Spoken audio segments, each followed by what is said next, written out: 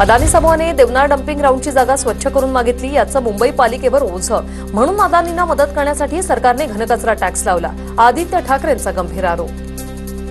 समूह सांगतोय की आम्हाला देवनार ग्राउंड मधून आता डम्पिंग ग्राउंड स्वच्छ करून द्या। साधारणपणे 2.5 ते 3 हजार कोटीचा हा सगळा जो बोजा आहे, आर्थिक बोजा जो आहे, तो मुंबई महानगरपालिकेवर पडतोय।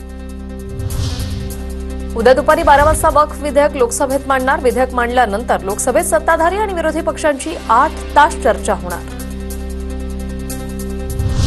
पिंपरी चिंचवडमधील ठाकरेंच्या शिवसेनेचे नेते संजोग वाघेरे पुन्हा अजित पवारांच्या राष्ट्रवादीत जाण्याची शक्यता। विधानसभा उपाध्यक्ष अण्णा बनसोडे यांच्या सत्कार समारंभाला वाघेरे यांनी उपस्थिती लावल्यानं राजकीय वर्तुळात जोरदार चर्चा। जेजुरी गडावरील भंडाऱ्यात भेसळ, भाविकांच्या आरोग्यासह जेजुरी गडालाही धोका। भंडाऱ्यातील भेसळ रोखण्याची माजी प्रमुख विश्वासांची मागणी।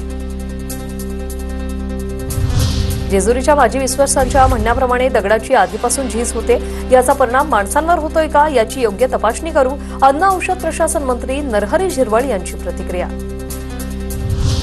इंडियाज गॉट टॅलेंट शो मधील वादग्रस्त विधानाचं प्रकरण, रणवीर अलाहाबादिया आशिष चंचलानीला पासपोर्ट देण्यास सुप्रीम कोर्टाचा नकार। मागणी मान्य केल्यास तपासावर परिणाम होईल, कोर्टाचं निरीक्षण। ठाण्यातील मनसे कार्यकर्ते बँकेत पोहोचले। बँकेतील सर्व व्यवहार मराठीत असणं अनिवार्य, मनसेची मागणी। मराठीतून व्यवहार न झाल्यास मनसेची स्टाईल दाखवण्याचा इशारा।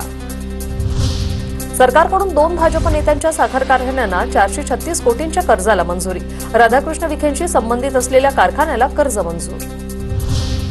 गुजरातच्या बनासकांठामध्ये फटाक्यांच्या गोदामाला भीषण आग, 17 जणांचा होरपळून मृत्यू, अनेक कामगार जखमी। पाणी तापवणाऱ्या बॉयलरचा स्फोट झाल्याचा अंदाज।